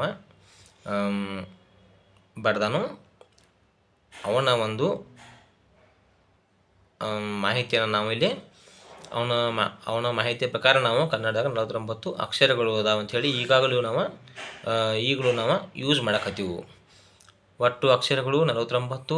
ಇದರಲ್ಲಿ ಸ್ವರಗಳು 13 ಮತ್ತು ವ್ಯಂಜನಗಳು 34, ಯೋಗವಾಹಗಳು 2. ಇಲ್ಲಿ ಸ್ವರಗಳು ನೋಡೋಣ. ನಾವು ಸ್ವರಗಳು ಅಂತ ಎದಕತ್ತಾರು? ಒಟ್ಟು ಸ್ವರಗಳು 13. ಸ್ವರ ಅಂದ್ರೆ ಸ್ವತಂತ್ರವಾಗಿ ಉಚ್ಚಾರ ಮಾಡಲು ಬರ್ತಕ್ಕಂಥ ಅಕ್ಷರಕ್ಕೆ ಸ್ವರ ಅಂತ ಕರಿತೀವಿ. ಈ ಸ್ವರಗಳನ್ನು ಉಚ್ಚಾರ ಮಾಡೋಕ್ಕೆ ಯಾವುದೇ ಒಂದು ಬೇರೆ ವ್ಯಂಜನದ ಅಥವಾ ಅಕ್ಷರದ ಸಹಾಯ ಬೇಕಾಗಿಲ್ಲ. ಅವುಗಳಿಗೆ ಸ್ವರಗಳು ಅಂತ ಕರಿತೀವಿ. ಇವುಗಳನ್ನು ನಾವು ಸ್ವತಂತ್ರವಾಗಿ ಉಚ್ಚಾರ ಮಾಡಬಹುದು. ಇಲ್ಲಿ ಸ್ವರಗಳ ಒಳಗೆ ಟೋಟಲ್ 13 ಅಕ್ಷರಗಳು ಬರ್ತವೆ. ಆ 13 ಅಕ್ಷರಗಳ ಒಳಗೆ ಮತ್ತು ಹ್ರಸ್ವ ಸ್ವರಗಳು 6 ಮತ್ತು ದೀರ್ಘ ಸ್ವರಗಳು 7 ಅಂತ ಮತ್ತು ವಿಂಗಡಣೆ ಮಾಡ್ತಾರೆ. ಹ್ರಸ್ವ ಸ್ವರಗಳು ಅಂದ್ರೆ ಒಂದು ಮಾತ್ರಾ ಕಾಲದಲ್ಲಿ ಉಚ್ಚರಿಸ್ತಕ್ಕಂಥ ಅಕ್ಷರಕ್ಕೆ ಏನು ಕರೀತಾರೆ? ಹ್ರಸ್ವ ಸ್ವರ. ಒಂದೇ ಮಾತ್ರಾ ಕಾಲದಲ್ಲಿ ಅತ್ಯಂತ ಕಡಿಮೆ ಸಮಯದಲ್ಲಿ ಉಚ್ಚರಿಸ್ತಕ್ಕಂಥ ಸ್ವರಕ್ಕೆ ಹ್ರಸ್ವ ಸ್ವರ ಅಂತ ಕರೀತಾರೆ. ಇವುಗಳಲ್ಲಿ 6 ಅದಾವು. ಅ, ಇ, ಉ, ರು, ಎ, ಓ ಇವು ಹ್ರಸ್ವ ಸ್ವರಗಳು ಬರ್ತವೆ. ಯಾಕಪ್ಪ ಅಂದರೆ ಇವುಗಳನ್ನು ಅತ್ಯಂತ ಕಡಿಮೆ ಸಮಯದಲ್ಲಿ ಒಂದೇ ಮಾತ್ರಾ ಕಾಲದಲ್ಲಿ ಉಚ್ಚರಿಸುವುದರಿಂದ ಇವುಗಳಿಗೆ ಹ್ರಸ್ವ ಸ್ವರಗಳು ಅಂತ ಹೇಳ್ತಾರೆ. ಇನ್ನು ದೀರ್ಘ ಸ್ವರಗಳು 7 ಅದಾವು. ಈ ದೀರ್ಘ ಸ್ವರಗಳನ್ನು ಉಚ್ಚಾರ ಮಾಡೋಕ್ಕೆ 2 ಮಾತ್ರಾ ಕಾಲಗಳ ಸಮಯ ಬೇಕಾಗ್ತತಿ. ಆದ್ದರಿಂದ ಇವುಗಳಿಗೆ ದೀರ್ಘ ಸ್ವರಗಳು ಅಂತಾರೆ. ಇಲ್ಲಿ ದೀರ್ಘ ಸ್ವರಗಳಲ್ಲಿ ಆ, ಇ, ಉ, ಎ, ಓ, ಐ, ಔ ಎಂಬಂತಹ 7 ಅಕ್ಷರಗಳು ಬರ್ತವೆ. ಇನ್ನು ಪ್ಲುತ ಸ್ವರಗಳು ಅಂತ ಬರ್ತವೆ. ಅವುಗಳನ್ನು ಮುಖ್ಯವಾಗಿ ಇಲ್ಲಿ ಮೆನ್ಷನ್ ಮಾಡಿಲ್ಲ. ಪ್ಲುತ ಸ್ವರಗಳಪ್ಪ ಅಂದ್ರೆ 3 ಮಾತ್ರಾ ಕಾಲದಲ್ಲಿ ಉಚ್ಚರಿಸ್ತಕ್ಕಂಥ ಸ್ವರಗಳು. ಅಯ್ಯೋ, ಅಣ್ಣ, ಅವ್ವ ಅಂತಾರಲ್ಲ, ಸ್ವಲ್ಪ ಎಳೆದತ್ತಲ್ಲ, ಅವುಗಳಿಗೆ ಪ್ಲುತ ಸ್ವರಗಳು ಅಂತ ಬರ್ತವೆ. ಇನ್ನು ವ್ಯಂಜನಗಳು ಟೋಟಲ 34. ಇವುಗಳಲ್ಲಿ ವರ್ಗೀಯ 25, ಅವರ್ಗೀಯ 9. ವರ್ಗೀಯ ಅಂದರೆ ಡಿವೈಡ್ ಮಾಡೋಕ್ಕೆ ಬರ್ತವೆ. ಈ 25 ವ್ಯಂಜನಗಳನ್ನು ಮಾತ್ರ ನಾವು ಡಿವೈಡ್ ಮಾಡೋಕ್ಕೆ ಬರ್ತವೆ. ಆದ್ದರಿಂದ ಇವುಗಳಿಗೆ ವರ್ಗೀಯ ವ್ಯಂಜನಗಳತ್ತವು. ಅವರ್ಗೀಯ ವ್ಯಂಜನಗಳನ್ನು ಡಿವೈಡ್ ಮಾಡೋಕ್ಕೆ ಬರೋದಿಲ್ಲ. ಆದ್ದರಿಂದ ಅವುಗಳನ್ನು ಅವರ್ಗೀಯ ವ್ಯಂಜನಗಳು ಅಂತ ಕರೀತಾರೆ. ವರ್ಗೀಯ ವ್ಯಂಜನಗಳು 25 ವರ್ಗೀಯ ವ್ಯಂಜನ ಒಳಗೆ ಮತ್ತು 3 ಪ್ರಕಾರದವು. ಅಲ್ಪ ಪ್ರಾಣ. ಅಲ್ಪ ಪ್ರಾಣ ಅಂದರೆ ಇವುಗಳನ್ನು ಉಚ್ಚಾರ ಮಾಡೋ ಮುಂದೆ ಕಡಿಮೆ ಉಸಿರಿನಿಂದ ಉಚ್ಚರಿಸ್ತೀವಿ ನಾವು, ಹೆಚ್ಚು ಉಸಿರನ್ನು ಉಪಯೋಗಿಸುವುದಿಲ್ಲ. ಆದ್ದರಿಂದ ಇವುಗಳಿಗೆ ಅಲ್ಪ ಪ್ರಾಣ ಅಂತಾರೆ. ಇವು ಅಲ್ಪ ಪ್ರಾಣಗಳಲ್ಲಿ ಯಾವ ಬರ್ತಾವಪ್ಪ ಅಂದರೆ ವರ್ಗದ ಪ್ರಥಮಾಕ್ಷರ ಮತ್ತು ತೃತೀಯಾಕ್ಷರಗಳು ಬರ್ತಾವೆ. ಅಂದ್ರೆ ಕ ಚ ಟ ತ ಪ ಗ ಜ ಡ ದ ಬ ಇವು ವರ್ಗದ ಪ್ರಥಮಾಕ್ಷರ ಮತ್ತು ತೃತೀಯಾಕ್ಷರಗಳು. ಇವುಗಳನ್ನು ನಾವು ಕಡಿಮೆ ಉಸಿರಿನಿಂದ ಉಚ್ಚರಿಸುವುದರಿಂದ ಇವುಗಳಿಗೆ ಅಲ್ಪ ಪ್ರಾಣ ಅಂತ ಕರೀತಾರೆ. ಇನ್ನು ಮಹಾಪ್ರಾಣ ಅಂದರೆ ಹೆಚ್ಚು ಉಸಿರಿನಿಂದ ಉಚ್ಚರಿಸುತ್ತೇವೆ, ಇವುಗಳಿಗೆ ಮಹಾಪ್ರಾಣ ಅಂತ ಕರೀತಾರೆ. ಇವುಗಳು ವರ್ಗದ ದ್ವಿತೀಯ ಅಕ್ಷರಗಳು ಮತ್ತು 4ನೇ ಅಕ್ಷರಗಳು ಇದರಲ್ಲಿ ಬರ್ತವೆ. ಇವುಗಳು ಖ ಛ ಠ ಥ ಪ ಘ ಝ ಢ ಧ ಭ ಈ 10 ಅಕ್ಷರಗಳು ಮಹಾಪ್ರಾಣಗಳು. ಅಲ್ಪ ಪ್ರಾಣಗಳು ಒಳಗೂ 10 ಅಕ್ಷರ, ಮಹಾಪ್ರಾಣ ಒಳಗೂ 10 ಅಕ್ಷರ. ಇನ್ನು ಅನುನಾಸಿಕಗಳು. ಅನುನಾಸಿಕಗಳು ಅಂದರೆ ಮೂಗಿನ ಸಹಾಯದಿಂದ ಉಚ್ಚಾರ ಮಾಡ್ತೀವಿ. ಇವು ವರ್ಗದ ಕೊನೆಯ ಅಕ್ಷರಗಳು ಆಗಿರ್ತವೆ. ಇವು ವರ್ಗೀಯ ವ್ಯಂಜನಗಳೊಳಗೆ 5 ವರ್ಗ ಮಾಡಿರ್ತಾರೆ. ಯಾವ 5 ವರ್ಗಪ್ಪ ಅಂದ್ರೆ ಖ ವರ್ಗ, ಛ ವರ್ಗ, ಟ ವರ್ಗ, ತ ವರ್ಗ ಮತ್ತು ಪ ವರ್ಗ ಅಂಥೇಳಿ. ಅನುನಾಸಿಕಗಳು ಅಂದರೆ ಮೂಗಿನ ಸಹಾಯದಿಂದ ಉಚ್ಚಾರ ಮಾಡುವ ಅಕ್ಷರಗಳು. ಇವು ವರ್ಗದ ಕೊನೆಯ ಅಕ್ಷರಗಳು ಆಗಿರ್ತವೆ. ಇಲ್ಲಿ 5 ಅನುನಾಸಿಕಗಳದಾವು. ಒಂದನೇದಗೂ ಂಗ, ಎರಡನೇದು ಯ, ನ, ನ, ಮ ಈ ರೀತಿಯಾಗಿ 5 ಅನುನಾಸಿಕಗಳು ಅದಾವು. ಇನ್ನು ಅವರ್ಗೀಯ ವ್ಯಂಜನಗಳು. ವರ್ಗೀಯ ವ್ಯಂಜನಗಳ ರೀತಿ ಇವುಗಳನ್ನು ವರ್ಗ ಮಾಡೋದಕ್ಕೆ ಡಿವೈಡ್ ಮಾಡೋದಕ್ಕೆ ಬರುವುದಿಲ್ಲ. ಆದ್ದರಿಂದ ಇವುಗಳಿಗೆ ಅವರ್ಗೀಯ ವ್ಯಂಜನಗಳು ಅದಾವು. ಇದರಲ್ಲಿ 9 ಅವು. ಅವು ಯಾವುವು ಅಂದ್ರೆ ಯ, ರ, ಲ, ವ, ಶ, ಶ, ಸ, ಹ, ಳ ಎಂಬ 9 ಅವರ್ಗೀಯ ಅಕ್ಷರಗಳು ಅದಾವು. ಇನ್ನು ಯೋಗವಾಹ. ಯೋಗ ಅಂದರೆ ಕೂಡು, ವಾಹ ಅಂದರೆ ಹೋಗು. ಯೋಗವಾಹ ಅಂದರೆ ಬೇರೆ ಒಂದು ಅಕ್ಷರದೊಂದಿಗೆ ಕೂಡಿಕೊಂಡೇ ಹೋಗುವುದು.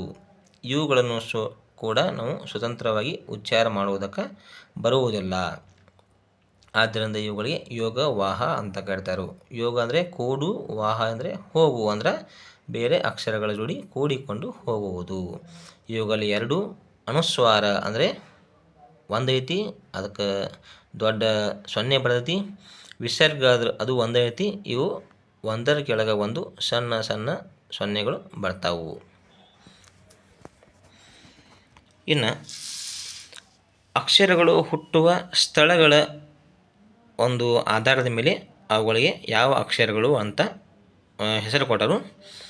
ಕಂಠ್ಯ ಅಕ್ಷರಗಳು ಅಂದರೆ ಖ ವರ್ಗ. ಖ ವರ್ಗದ ಅಕ್ಷರಗಳು ಯಾವಪ್ಪ ಅಂದ್ರೆ ಖ, ಖ, ಗ, ಘ, ङ ಈ ಅಕ್ಷರಗಳು ಕಂಠ್ಯದಲ್ಲಿ ಅಂದರೆ ಕಂಠದ ನಮ್ಗೆ ಮಾತಾಡೋದು ಕಂಠ, ಅಲ್ಲಿ ಅಕ್ಷರಗಳು ಉಚ್ಚಾರವಾಗತಕ್ಕಂಥ ಸ್ಥಳ ಆಗಿರೋದ್ರಿಂದ ಅವುಗಳಿಗೆ ಕಂಠ್ಯ ಅಕ್ಷರಗಳು ಅಂತ ಖ ವರ್ಗದ ಅಕ್ಷರಗಳಿಗೆ ಕರೀತಾರೆ.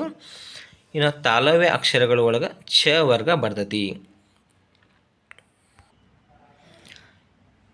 ಈ ಛ ವರ್ಗದ ಅಕ್ಷರಗಳು ಅಂದರೆ ಛ, ಛ, ಝ, ಝ, ಯ ಇವುಗಳು ತಾಲುವಿನ ಅಂದರೆ ದವಡೆಯ ಸಹಾಯದಿಂದ, ದವಡೆದಾಗ ಮೇಲೆ ನಮಗೆ ಝ ಹತ್ತಿನವ ಆ ಒಂದು ದವಡೆಯ ಸಹಾಯದಿಂದ ಉಚ್ಚರಿಸಲ್ಪಡುವುದರಿಂದ ಇವುಗಳಿಗೆ ತಾಲವ್ಯ ಅಕ್ಷರಗಳು ಅಂತ ಕರೀತಾರೆ. ಇನ್ನು ಮೂರ್ಧನ್ಯ ಅಕ್ಷರಗಳು ಅಂದರೆ ಟ ವರ್ಗ. ಟ ವರ್ಗ ಅಂದರೆ ಟ, ಠ, ಡ, ಢ, ನ ಈ ಅಕ್ಷರಗಳು ಮೂರ್ಧನ್ಯ ಅಂದರೆ ನಾಲಿಗೆಯನ್ನು ಹಿಂದೆ ಚಾಚಿ ಬಾಯಿಯ ಮೇಲ್ಭಾಗದಲ್ಲಿ ಅಂದರೆ ಗಂಟಲವನ್ನು ಸ್ಪರ್ಶಿಸಿದಾಗ ಉಚ್ಚಾರಗೊಳ್ಳುವುದರಿಂದ ಇವುಗಳಿಗೆ ಮೂರ್ಧನ್ಯ ಅಕ್ಷರಗಳು ಅಂತ ಕರೀತಾರೆ. ಅದೇ ರೀತಿ ದಂತ್ಯ ಅಕ್ಷರಗಳು ಅಂದರೆ ತ ವರ್ಗ. ತ ವರ್ಗ ಅಂದರೆ ತ, ಥ, ದ, ಧ, ನ ದಂತ್ಯ. ಇವುಗಳು ಹಲ್ಲುಗಳ ಬಳಿ ಅಂದರೆ ಹಲ್ಲಿನಾಗುವ ಹಲ್ಲುಗಳ ಸಮೀಪದಲ್ಲಿ ಹುಟ್ಟುವುದರಿಂದ ಇವುಗಳಿಗೆ ದಂತ್ಯ ಅಕ್ಷರಗಳು ಅಂತ ಕರೀತಾರೆ. ಇನ್ನು ಓಷ್ಠ್ಯ ಅಕ್ಷರಗಳ ಒಳಗೆ ಪ ವರ್ಗ ಬರುತ್ತೆ. ಈ ಪ ವರ್ಗದ ಅಕ್ಷರಗಳು ಅಂದರೆ ಪ, ಫ, ಬ, ಭ, ಮ ಈ 5 ಅಕ್ಷರಗಳು ತುಟಿಗಳ ಸಹಾಯದಿಂದ ಉಚ್ಚಾರವಾಗುವುದರಿಂದ ಇವುಗಳಿಗೆ ಓಷ್ಠ ಅಕ್ಷರಗಳು ಅಂತ ಕರೀತಾರೆ. ಈ ರೀತಿಯಾಗಿ ಈ 5 ವರ್ಗಗಳನ್ನು ಅಂದರೆ ವರ್ಗೀಯ ವ್ಯಂಜನಗಳನ್ನು ಅವುಗಳು ಹುಟ್ಟುವ ಸ್ಥಾನಗಳ ಆಧಾರದ ಮೇಲೆ ವರ್ಗಗಳಾಗಿ ವಿಂಗಡಣೆ ಮಾಡ್ಯಾರು. ಅವುಗಳಿಗೆ ಬೇರೆ ಬೇರೆ ಅಕ್ಷರಗಳು ಅಂತ ಕರೀತಾರು. ಈ ರೀತಿಯಾಗಿ ನೀವು ವ್ಯಾಕರಣ ಕುರಿತು ಹೇಳೋ ಮುಂದೆ ಒಂದು ಕಾರ್ಡ್ ಶೀಟ್ನ ರೆಡಿ ಮಾಡ್ಕೊಂಡು ಹೋಗಬೇಕು. ಇನ್ನು ಲಾಸ್ಟ್ ಪೇಜ್ ಬರೋದು ಪುನರಾವರ್ತನೆ ಹಂತ ಅಂದರೆ ರೀಕ್ಯಾಪಿಟುಲೇಷನ್ ಸ್ಟೇಜ್. ರೀಕ್ಯಾಪಿಟುಲೇಷನ್ ಅಂದರೆ ರಿವಿಷನ್ ಅಂದಂಗೆ ಪುನರಾವರ್ತನೆ ಮಾಡುವುದು. ಈ ಹಂತದಲ್ಲಿ ಪುನರಾವರ್ತನೆ ಪ್ರಶ್ನೆಗಳು ರೀಕ್ಯಾಪಿಟುಲೇಷನ್ ಕ್ವಶನ್ಸ್. ನಾವು ಇನ್ನು ತನಕ ಏನೇನು ಟೀಚ್ ಮಾಡಿದ್ವಿ, ಯಾವ್ಯಾವ ಟೀಚಿಂಗ್ ಪಾಯಿಂಟ್ಸ್ಗಳು ನಾವು ಹೇಳಿದೆವು ಅವುಗಳ ಕುರಿತು ನಾವು ಮಕ್ಕಳಿಗೆ ಕ್ವಶನ್ ಕೇಳಬೇಕಾಗತಿ. ಒಂದನೇದು, ಬಾಗಲೋಡಿ ದೇವರಾಯರ ಜಿಲ್ಲೆ ಯಾವುದು? ಎರಡನೇದು, ಮಗ್ಗದ ಸಾಹೇಬ ಕಥೆಯನ್ನು ಬಾಗಲೋಡಿ ದೇವರಾಯರ ಯಾವ ಕಥಾ ಸಂಕಲನದಿಂದ ಆಯ್ದುಕೊಳ್ಳಲಾಗಿದೆ? ಉರುಸ್ ಎಂದರೇನು? ಕನ್ನಡ ವರ್ಣಮಾಲೆಯಲ್ಲಿರುವ ವರ್ಗೀಯ ವ್ಯಂಜನಗಳು ಎಷ್ಟು? ಇವಾಗ ನಾವು ಕ್ವಶನ್ ಕೇಳಿ ಆ ಒಂದು ಪ್ರಶ್ನೆಗಳಿಗೆ ನಾವು ಕಪ್ಪು ಹಲಗೆಯ ಸಾರಾಂಶ ಅಥವಾ ಬ್ಲ್ಯಾಕ್ ಬೋರ್ಡ್ ಸಮ್ಮರಿಯಲ್ಲಿ ನಾವು ಒಂದು ಪ್ಯಾರಾ ಟೈಪ ಒಂದರ ಮುಂದೆ ಇಲ್ಲಿ ನಾವು ಆನ್ಸರ್ನ ಬರ್ಕೋತ ಹೋಗ್ಬೇಕಾಗತಿ. ಆದರೆ ಇಲ್ಲಿ ನಾವು ನಂಬರ್ ಹಾಕಬಾರ್ದು, ಬರೀ ಪ್ಯಾರಾಗತೆ ಬರಿಬೇಕು. ದಕ್ಷಿಣ ಕನ್ನಡ ಜಿಲ್ಲೆಯು ಬಾಗಲೋಡಿ ದೇವರಾಯರ ಜಿಲ್ಲೆಯಾಗಿತ್ತು. ಇದು 1ನೇ ಕ್ವಶನ್ಗೆ ಆನ್ಸರ್ ಆಗತಿ. ಅವರ ಸಮಗ್ರ ಕಥೆಗಳು ಎಂಬ ಕಥಾ ಸಂಕಲನದಿಂದ ಈ ಮಗ್ಗದ ಸಾಹೇಬ ಗದ್ಯವನ್ನು ಆಯ್ದುಕೊಳ್ಳಲಾಗಿದೆ. ಇದು 2ನೇ ಕ್ವಶನ್ಗೆ ಆನ್ಸರ್ ಆಗತಿ. ಮಹಮ್ಮದೀಯ ಸಾಧುಗಳ ಪುಣ್ಯತಿಥಿ ಮತ್ತು ಅಂದು ನಡೆಸುವ ಜಾತ್ರೆಯನ್ನು ಉರುಸ್ ಎಂದು ಕರೆಯುವರು. ಮಹಮ್ಮದೀಯ ಅಂದರೆ ನಮ್ಮಲ್ಲಿ ಬೇರೆ ಬೇರೆ ಧರ್ಮಗಳಲ್ಲಿ ಸಾಧು ಸನ್ಯಾಸಿಗಳು ಇರ್ತಾರೆ. ಅದೇ ರೀತಿ ಮುಸ್ಲಿಮರ ಸಾಧುಗಳ ಒಂದು ಪುಣ್ಯತಿಥಿ ಮತ್ತು ಅಂದು ನಡೆಸುವ ಜಾತ್ರೆಯನ್ನು ಏನು ಕರೀತಾರಪ್ಪ ಅಂದರೆ ಉರುಸ್ ಅಂತ ಕರೀತಾರೆ. ಕನ್ನಡ ವರ್ಣಮಾಲೆಯಲ್ಲಿ 25 ವರ್ಗೀಯ ವ್ಯಂಜನಗಳು ಇವೆ. ಆ್ಯಸ್ ಐ ಸೇಡ್ ಅರ್ಲಿಯರ್, ಅಲ್ಲೇ ಕನ್ನಡ ವರ್ಣಮಾಲೆಯೊಳಗೂ ಒಟ್ಟು 25 ವರ್ಗೀಯ ವ್ಯಂಜನಗಳು ಅದಾವು. ಇನ್ನು ಮನೆ ಕೆಲಸ ಹೋಮ್ ವರ್ಕ್ ಅಥವಾ ಹೋಮ್ ಅಸೈನ್ಮೆಂಟನ್ನು ಏನೇ ಕೊಡಬೇಕು ಅಂದ್ರೆ ಈ ನಾವು ಹೇಳಿದಂಥ ಪಾಠದ ಪ್ಯಾರಾಗಳ ಆಧಾರ ಮೇಲೆ ನಾವು ಮಕ್ಕಳಿಗೆ ಹೋಮ್ವರ್ಕ್ ಅಸೈನ್ಮೆಂಟನ್ನು ಕೊಡಬೇಕಾಗತಿ. ಲೇಖಕರ ಕುರಿತು, ಅವರ ಕೃತಿಗಳ ಕುರಿತು, ಬರೆ ಮತ್ತು ಓದು ಅಂದರೆ ಲೇಖಕರು ಮತ್ತು ಅವರ ಕೃತಿಯ ಕುರಿತು ಬರೆದ ಮಾತನ್ನು ಓದುವಂತ ಮನೆಯಾಗ ಹೇಳಬೇಕು. ಗದ್ಯದಲ್ಲಿರುವ ಪ್ರಶ್ನೆಗಳಿಗೆ ಉತ್ತರಿಸಿರಿ ಅಂದರೆ ನಾವು ಪ್ಯಾರಾ ಹೇಳಿದಂಥ ಪ್ಯಾರಾಗಳಿಗೆ ಸಂಬಂಧಿಸಿದಂಥ ಪ್ರಶ್ನೆಗಳಿಗೆ ಉತ್ತರಿಸಿರಿ ಅಂತ ಹೇಳಬೇಕು. ಇನ್ನು ಚಟುವಟಿಕೆಗಳು ಆ್ಯಕ್ಟಿವಿಟೀಸ್ಗಳಲ್ಲಿ ಯಾವುದೇ ಒಂದನ್ನು ಆ್ಯಕ್ಟಿವಿಟೀಸನ್ನು ಕೊಡಬೇಕು. ಕನ್ನಡ ವರ್ಣಮಾಲೆ ಚಿತ್ರಪಟವನ್ನು ತಯಾರಿಸಿರಿ. ನಾಗಾಗಲೇ ತೋರಿಸಿದಂಥ ಕಾರ್ಡ್ ಶೀಟನ್ಯಾಗ ಕನ್ನಡ ವರ್ಣಮಾಲೆಯ ಕುರಿತು ಒಂದು ಮಾಹಿತಿಯನ್ನು ಕಲೆ ಹಾಕ್ರಿ ಅಂಥೇಳಿ ನಾವು ಅವರಿಗೆ ಮಕ್ಕಳಿಗೆ ಚಟುವಟಿಕೆಯನ್ನು ಕೊಡಬೇಕಾಗತಿ. ಈ ಎಲ್ಲ ಮಾಹಿತಿ content and pedagogy of Kannada ವಿಷಯದ ಕುರಿತು ಪ್ರಾಕ್ಟಿಕಲ್ ಎಕ್ಸಾಮ್ ಲೆಸನ್ ಪ್ಲ್ಯಾನ್ ಆಗಿರ್ತದೆ.